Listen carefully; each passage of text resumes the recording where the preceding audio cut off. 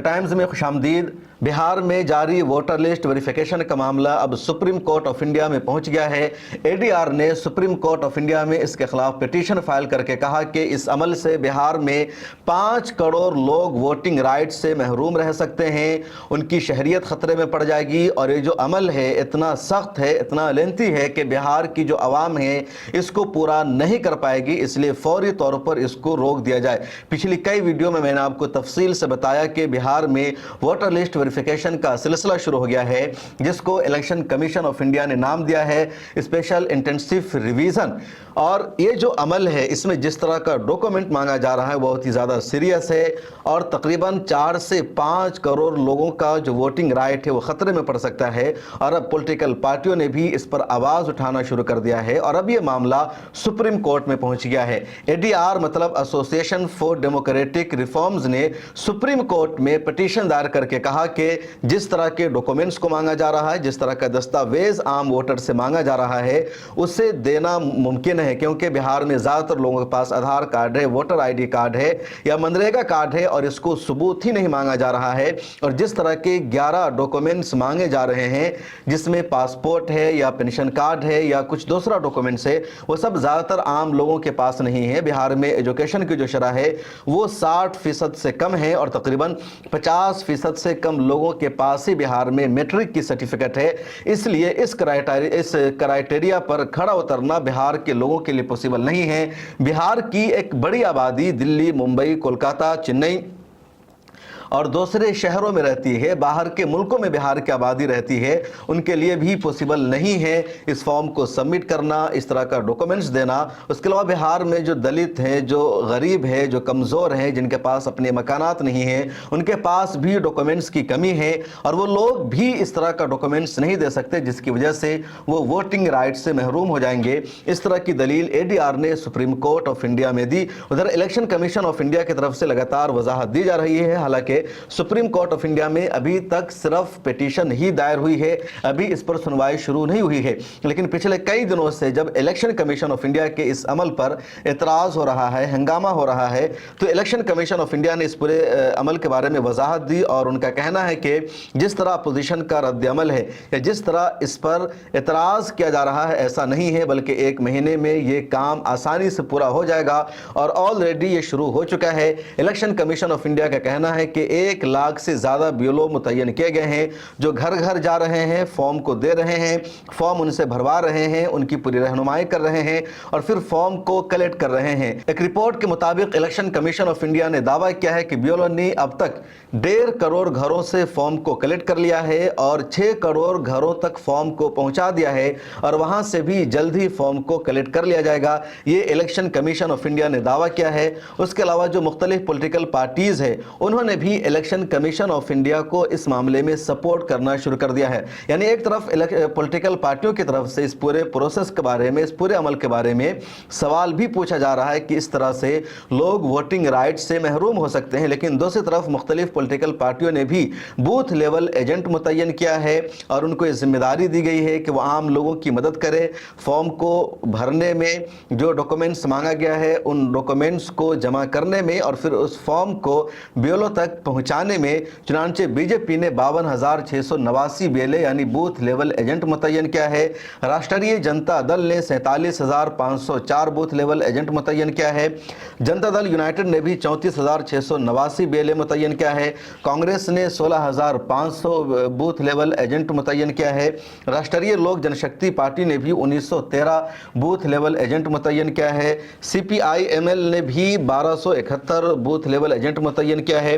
لوک جن شکتی پارٹی جو ایک اور ہے اس نے بھی 1153 بوتھ لیول ایجنٹ بحال کیا ہے۔ سی پی آئی ایم نے 578 بوتھ لیول ایجنٹ متعین کیا ہے۔ اس کے علاوہ راشٹریہ لوک سمتا پارٹی نے 270 بوتھ لیول ایجنٹ کو بحال کیا ہے۔ اسی طرح B S P, N C P اور عام آدمی پارٹی نے بھی 245 بی ایل اے منتخب کیا ہے، تاکہ یہ عام لوگوں کی مدد کر سکے اور عام لوگوں کو اس فارم کو सबमिट करने में, भरने में मुकम्मल तौर पर मदद मिल सके। लेकिन जो सवाल है वो लगातार उठ रहा है कि बिहार में वोटर लिस्ट वेरिफिकेशन के नाम पर एनआरसी कराई जा रही है।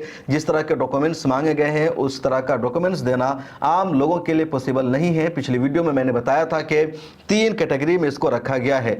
2003 का जो वोटर लिस्ट है उसी को ही मोतबर माना गया है। 2003 के बाद जितने वोटर लिस्ट बने हैं, जितने लोगों का वोटर लिस्ट में नाम जुड़ा है, जिनका वोटर आईडी कार्ड बना है, जिन्होंने वोट दिया है, उन सबको गैर मोतबर माना गया है, उसको सही तस्लीम नहीं किया गया है।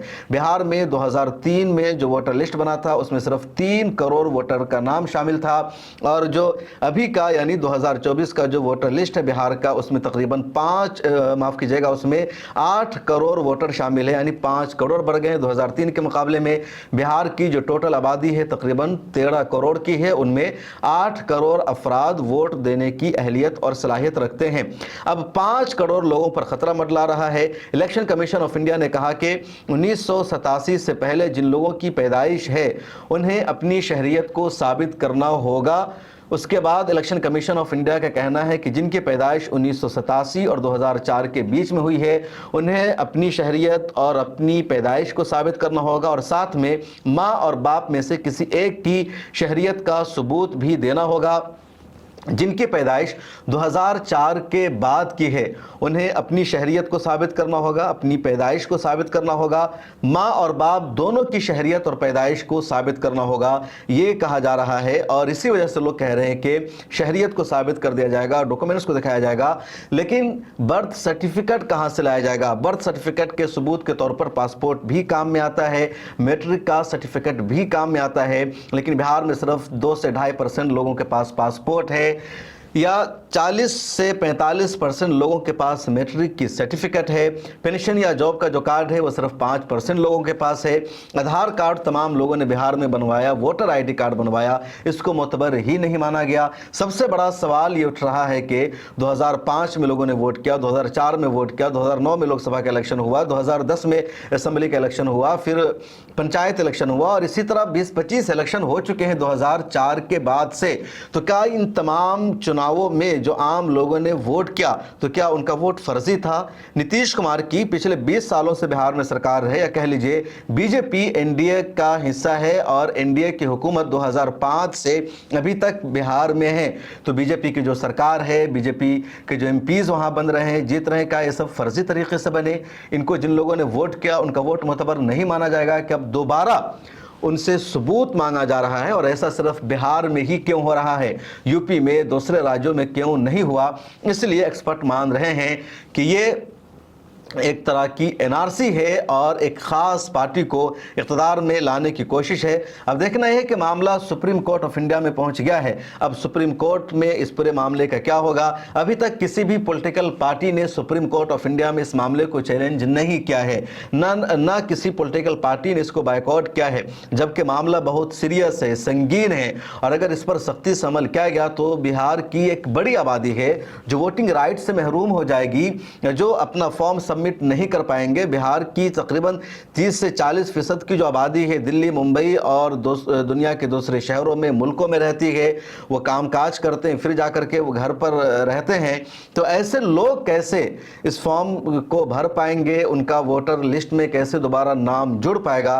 ये संगीन मसला है, लेकिन पॉलिटिकल पार्टियों ने भी अभी तक कोई वाज़ेह स्टैंड नहीं लिया है। उनकी तरफ से सवालात ज़रूर खड़े किए जा रहे हैं कि ये नहीं होना चाहिए, लेकिन आम लोगों को इसका हिस्सा बनना चाहिए या नहीं बनना चाहिए, कोई भी क्लियर स्टैंड नहीं लिया गया है, और न ही किसी भी पॉलिटिकल पार्टी ने अभी तक सुप्रीम कोर्ट ऑफ इंडिया का दरवाज़ा खटखटाया है। अब देखना यह है कि एडीआर की तरफ से पिटीशन फाइल हो जाने के बाद कि आरजेडी, कांग्रेस, सीपीआईएमएल और दूसरी पार्टी सुप्रीम कोर्ट में जाती है या नहीं जाती है। इस वीडियो में इतना ही, मुझे दीजिए इजाज़त। आपकी क्या राय है कमेंट सेक्शन में ज़रूर लिखिए।